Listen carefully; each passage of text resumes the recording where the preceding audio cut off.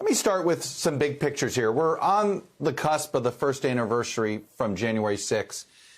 If I asked you today, do you have a better sense of whether this was a protest that got out of hand or a coordinated effort to attack the Capitol? How would you answer that question 1 year later? Well, I think it would have been a little bit of both, Chuck. Obviously, some people came upset with what happened in the November election, but others came with ulterior motives. And so you had citizens who have the right to protest, who thought that was the end of what would happen. And you had others who obviously came with bear spray, camouflage, Kevlar, hockey sticks, everything prepared to do something else.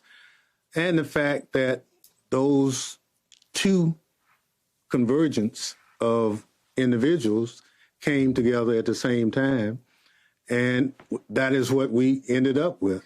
I think a lot of people got caught up in the moment, had no intentions of going, but when the president said they're up there now, taking your rights away from you, you need to go there, they need to hear from you, and I'll be there.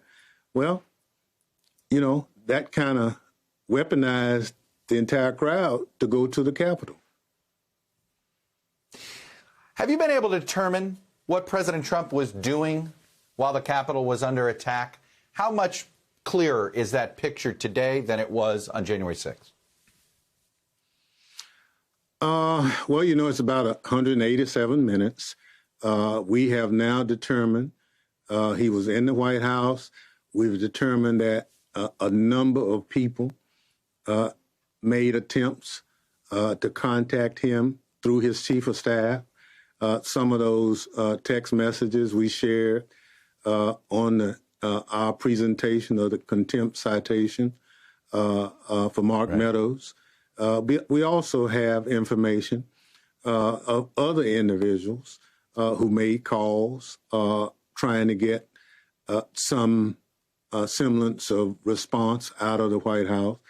But for that 187 minutes, nothing happened.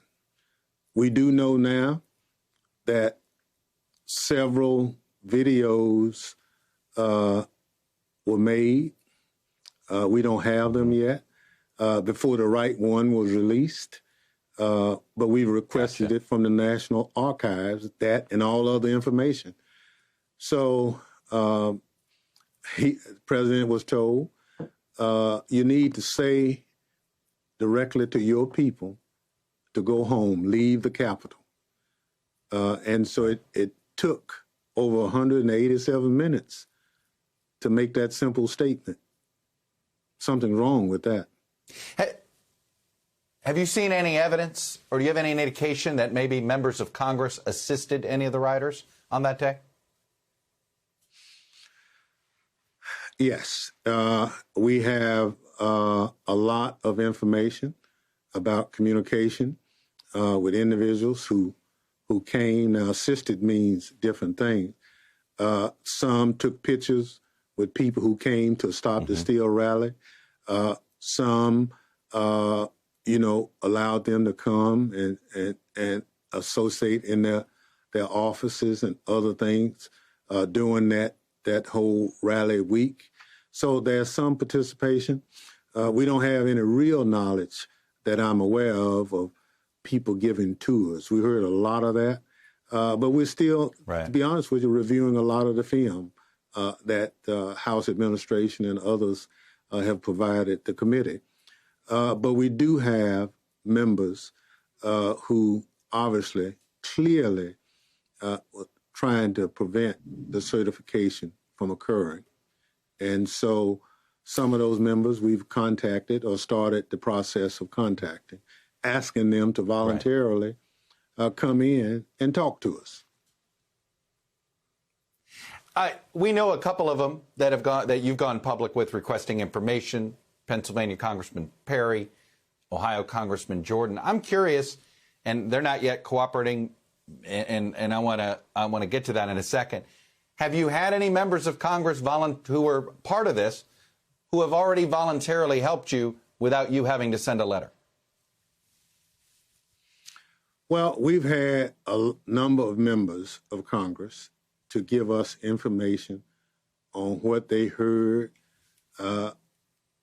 that might have gone on. We've heard directly from members referring us to other individuals, but we heard from those early on.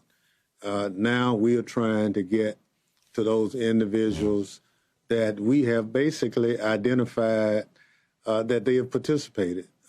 Representative Perry and Jordan are two of those individuals that we've sent letters to asking them to voluntarily cooperate. But there were a lot of experiences on that day, Chuck. I was in the Capitol.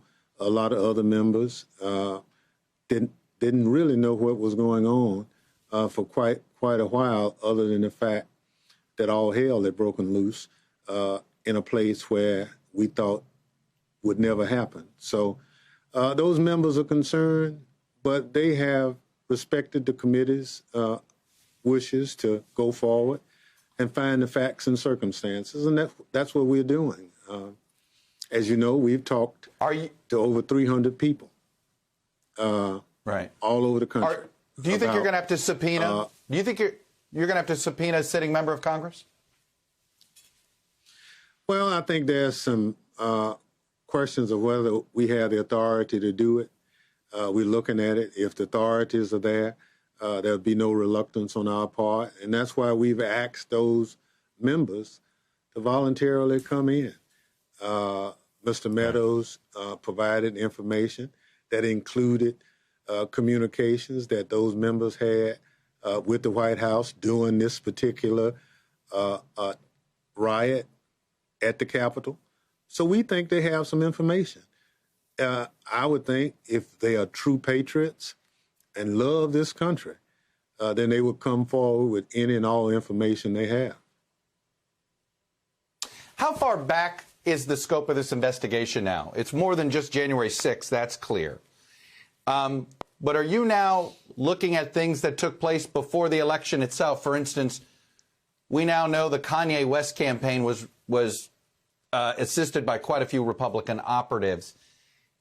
Is something like that in the scope, or is it really everything having to do with undermining the electoral count? Well, it's clearly focused on January 6th. There's a person who worked for the Kanye West presidential campaign who is purported to have pressured an election official in Fulton County, Georgia. That has recently come to the forefront. We'll make the necessary communication there to see if that person was working independently in this effort. But we think it was questionable because this person was interviewed, from what we understand, in a police station. And this person, to our knowledge, had no official authority to do that. So things like this come up from time to time, and we're following them. We have individuals who are claiming that they have information that other things happen. So we have a tip line, and that tip line is active. People sometimes don't want to know their name, but they contact us. So in addition to a planned investigation, sometimes things come up based on what's in the media. Many of the folks you've subpoenaed have filed countersuits, looked for delay tactics, and it's something you probably anticipated. What is the line for you where you and the vice chair say, okay, this is a strategy to delay our attempt at a report, delay a public finding? Is it the spring, early summer? Is there a point where you believe, okay, we've got what we've got to report to the American public? Oh, no question. Our goal is to produce a report We would like that report to be as thorough as possible. We won't be deterred by the attempts to slow things down by suing the committee. We have a bevy of attorneys who understand the process. We'll go forward. There are a number of people who are cooperating in this investigation, and so we'll continue. Now, to the extent we can access information with the authorities that we have as a committee, we'll continue to do that. But we won't wait until somebody comes and talk to us. We have a number of people we need to talk with. We think we are in a good place at this point in time to begin the process of drafting this report. We will meet an established timeline for the production of the report because there's some legislation that we hope to recommend with this report that Congress needs to adopt so that what occurred on January 6th will never happen again. As I have viewed the film, as I've toured the Capitol, as I've talked to the Capitol policemen, metropolitan policemen, National Guardsmen, we came critically close to losing this democracy as we've come to know it. And so it's our duty as patriots, as Americans, as members of Congress, to make sure that we get it right. And so that's why we're working as diligently and with all deliberate speed, but also we have to get it right. The missteps is not in our DNA. We want to get it right. It will be controversial because people have made it controversial since January 6th. Right. But the fact that what people saw with their own eyes speaks for itself. It was not a Capitol tour. It was something where people were weaponized against our own democracy.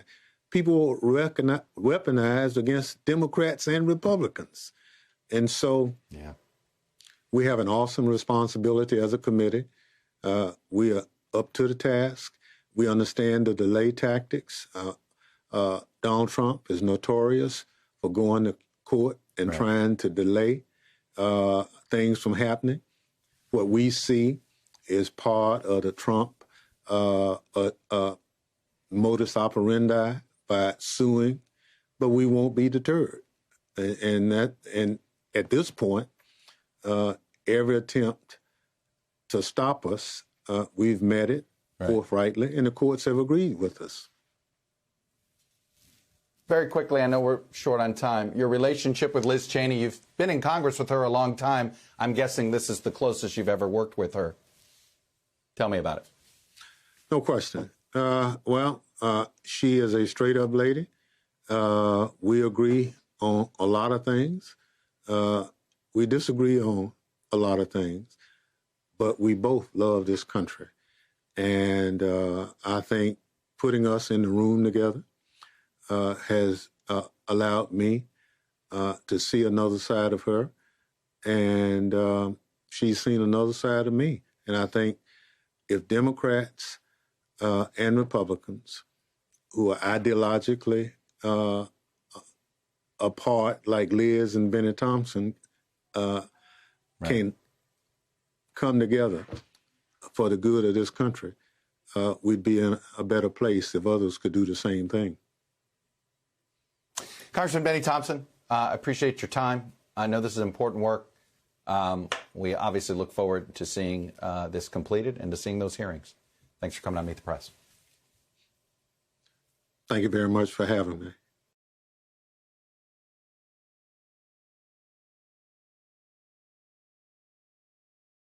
Thanks for watching our YouTube channel. Follow today's top stories and breaking news by downloading the NBC News app.